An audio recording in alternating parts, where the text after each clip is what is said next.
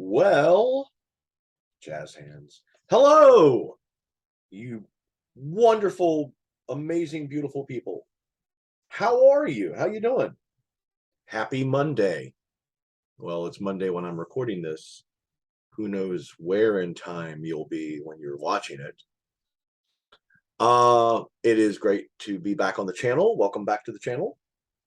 Trying look at me doing so good. I'm trying so hard, so freaking hard to actually do stuff on a regular basis. I don't know. I don't know if you are like going, "Oh, thank God," or him again. What either way is totally cool. Both are kind of my thing. Um, Real quick one today, not a long one today. Wanted to talk a little bit about the work in progress I'm doing right now and some stuff that's coming up. I unfortunately can still not announce what I got going on with this new project. Um, Contracts are signed, uh, and we're moving ahead on all of that, but um, it's still not been announced by folks I'm working with, and I don't want to step on their toes. So it's going to be a little while longer before I can let you guys know. But as soon as I can, I will be on here and let you know. So, but I will tell you that it's really exciting, and I'm really looking forward to it. And some new stuff, and it's some new stuff that I can talk to you guys about on the channel. I'm going to be doing some different kinds of writing in different mediums, and that's going to be really exciting. I think a lot of you guys will really enjoy that, and it may kind of hit a couple of the points of stuff that you guys are interested in your own personal writing. Work in progress right now. I am at work on book 5 of the Golgotha series, which is my Weird Western series, which starts out with the Six Gun Tarot, which was my first published novel. And we're now on number 5, which is called The Hanged Man.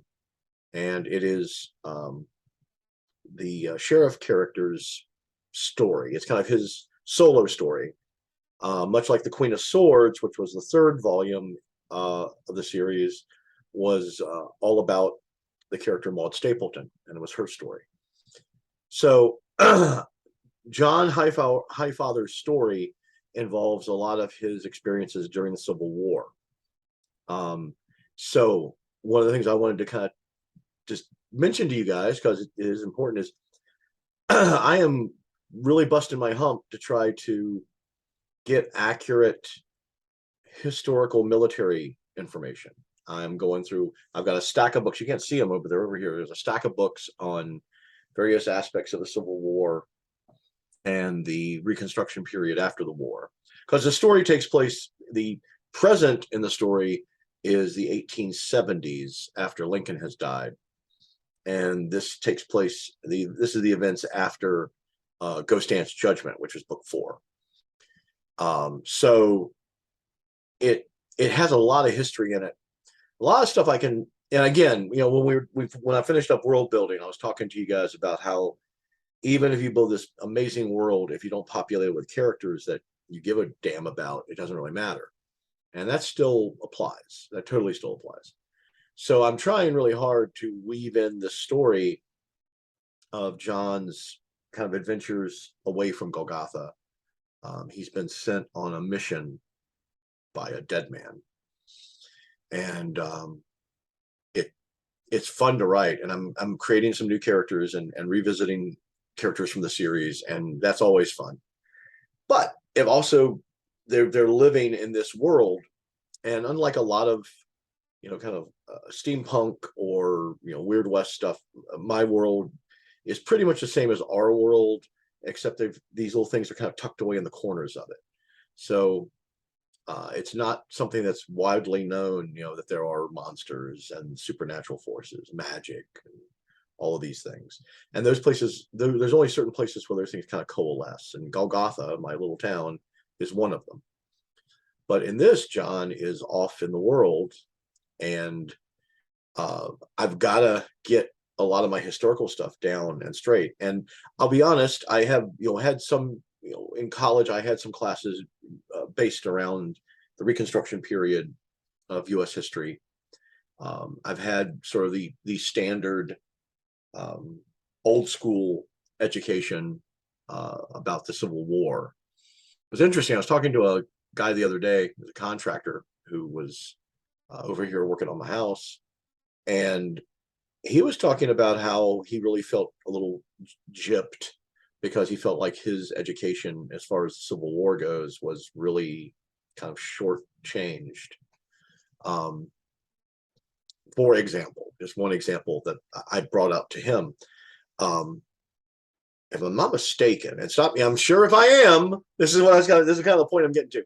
If you write historical, unless you go out of your way and say, well, this is a divergent universe, so things are different, you're going to get dinged. When I was writing Brotherhood of the Wheel, I made some assumptions about things like some like bike speeds and car speeds and some other stuff. And I had several folks in the biker community and the gearheads. I had gearheads come out and go, dude, where the hell, what planet are you on that you think that this bike could get a top end like this? And I'm like, and I used to, a million years ago, when I was a little kid, I rode dirt bikes. And the last time I was on a motorcycle was before my son was born, so over 25 years ago. But and I got the scar to prove it. But basically there are folks out there that this stuff really matters to, and they know it, and they can smell the bullshit. They will. He doesn't know what the fuck he's talking about. And the good news is you make network with these folks, you make associations with them, and you've got a friend for life. You got someone like, hey man, I want to do this in this story. How's that sound? Does it sound legit? Does it sound like I have a motorcycle chase in Night Dahlia down a mountain. And I tried to keep it as real as I could, but it really is kind of like a Hollywood bike chase. I mean, I know, like I said, I've been educated now in some of the things that some of the top end speeds on some of these bikes, and I was like way exaggerating them in the first book. But anyways, so historically, there are folks out there who this is their passion. So if I get the regiment wrong, or I get the battle wrong, if I get where these guys were soldiers that came from, they're mustered in this county of Virginia, that's going to come back on me. And I'm not trying to paralyze anybody here, because I know personally that can be kind of paralyzing. It can be like, oh shit, example, I may have given this to you before. I'm an old guy, so I say the same stories over and over again. So if you've heard this one, just kind of go, no, yes, okay, Grandpa, all right, fine. But I was working on a science fiction novel a long time ago, and I had this really cool idea for it, but it was a big epic sweeping kind of a space opera thing. And I still wanted to ground it in, even space opera, you want to ground, I wanted to ground mine in some science. I didn't want it to be full on fantasy. So I was doing research into the end of the universe. Basically, there's all these different theories about how the universe is going to like kind of wind down, or it's eventually going to just like dissipate into kind of nothingness. There's the theory that a lot of the stars will be gone, and you'll just have these old smoldering embers of stars left, which all of those are very sexy, and you can do a lot with it. But I started researching that, and I researched, and when you're researching, you can I love to research. I absolutely love it. I'm actually thinking about doing a little video just on that. But you can also kind of fall down so many holes that you can't climb your way back out, and that can really impede your writing. So what I guess I'm trying to say is, don't be so paralyzed. Don't be afraid to be wrong, because you are not, well, I don't know, you might be a history professor, you might be a Civil War reenactor, you may be one of these folks who like knows all this stuff and is down on it. I'm not, but I still want to tell my story. I still want to tell my story in that time period. So I need to try to keep it real. Try to keep it as real as I can. Try to get that information as correct as I can, and be ready for the fact that I'm probably going to get dinged by someone somewhere for that. And that's just part of the game. That's part of your job, is you try your best to get it right, but you have to strike a balance between research and crippling paralysis and getting the book written. So, and this getting the book written is more important than researching to the point of paralysis. So that space opera novel, I ended up just shelving it because I got so overwhelmed by, well, if I write it this way, some people think this is what's going to happen. But if I write it this way, other people are going to say that I'm wrong scientifically. And what if in 5 years after I write it, they come up with some discovery that both of these theories are bullshit? You got to roll those dice. You just got to get the book written, write the best book you can, with the most engaging characters you can, with the most immersive world you can create. And that's the moral of the story. So that's my little thing for today. It just kind of struck me, and I wanted to share it with you guys because I'm getting into a chapter which is pretty heavy into Civil War military history.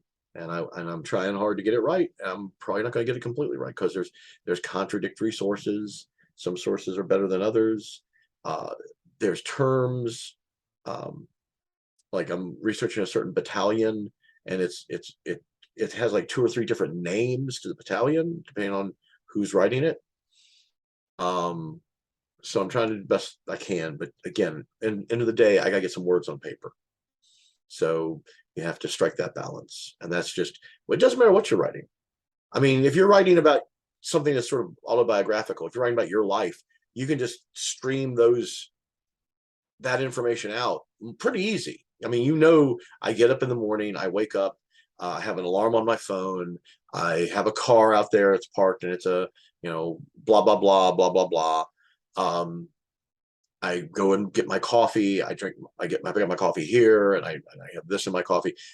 That stuff is coming straight out of your sensory input. So that's pretty, I won't say it's easy because it's not, but it is easier than trying to go back hundreds of years and recreate a world. I had to do that for Queen of Swords. The Queen of Swords book takes place, not only does it take place in the 1870s in the current time period, we also jump back to an earlier period with Anne Bonny.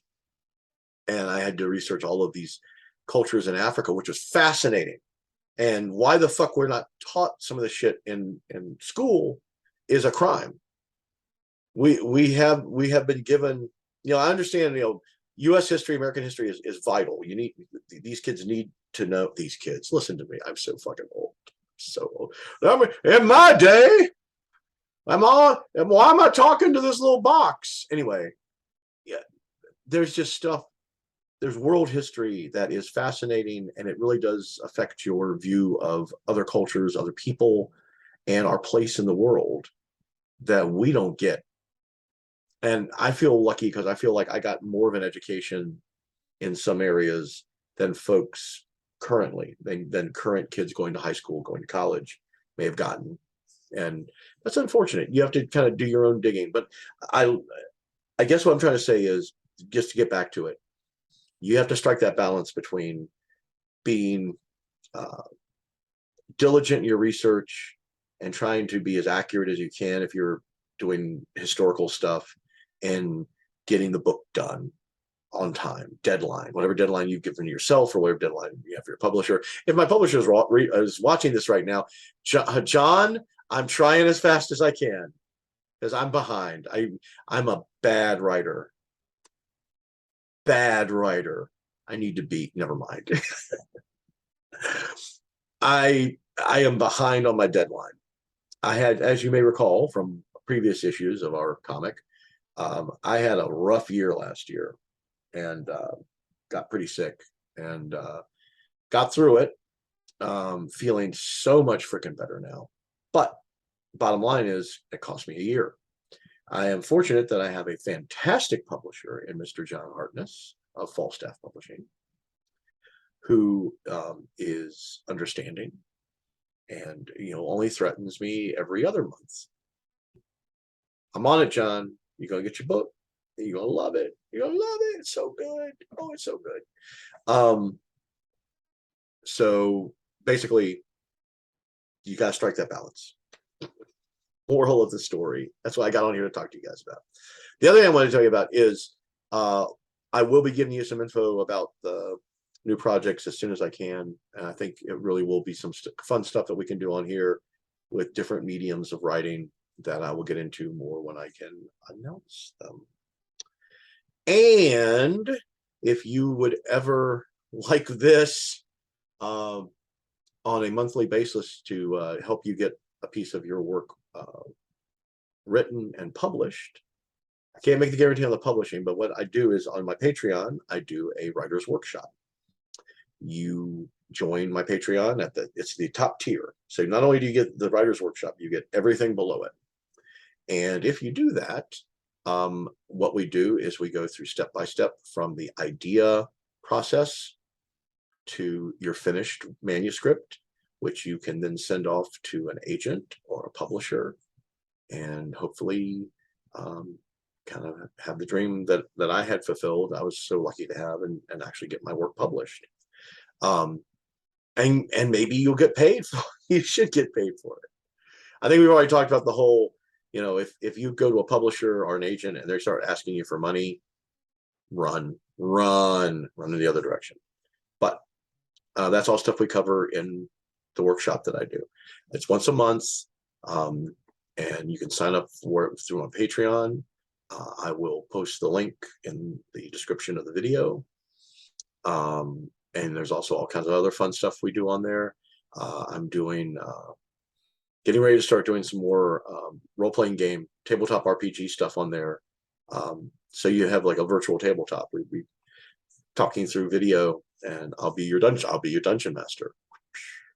And we're going to play some games and have some fun. We've done it before.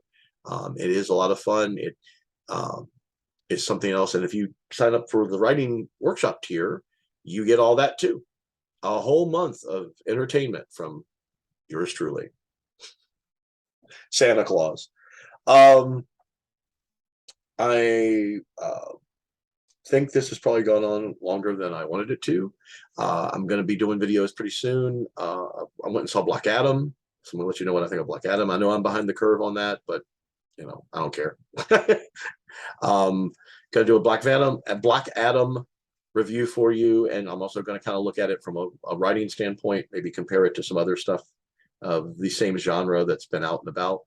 Haven't seen Wakanda Forever, but I'm sure I will eventually. It's just a matter of time. And also going to do a video coming up on, I'm thinking of either branching out into a couple other channels or just putting this stuff on this channel. I'm kind of debating because I really want to grow this channel. Doing some stuff with Roger Zelazny's Amber, Chronicles of Amber, which is one of my favorite book series of all time. It's an amazing world, amazing world building. And I run it's been going on for years now. I run an Amber role-playing game that I have a lot of my friends and family play in, which is freaking awesome. So I'm probably going to incorporate that in at some point, either as a separate channel or just kind of it'll be like little divergent things, like when I do a review or when we go off on a role play gaming, tear or whatever. And also thinking about maybe the RPG stuff that we do on Patreon. I may see if I can work that into this channel as well. So you might get like a little edited snippet of the adventures we do on the RPG. So lots of fun stuff happening. I hope you guys are having a good November. I hope your holiday season is winding up well. I hope that you are warm and safe and happy. Leave me comments below. Please like the video and please share it with your friends. Share it with your enemies. Share it with random strangers. Help me grow this channel. because you guys are really the channel. I am just a guy in a little room talking to myself, and hoping that someone doesn't think I'm completely insane. Looking forward to everything else. Have a fantastic day, guys, and I will see you on the next video. Bye.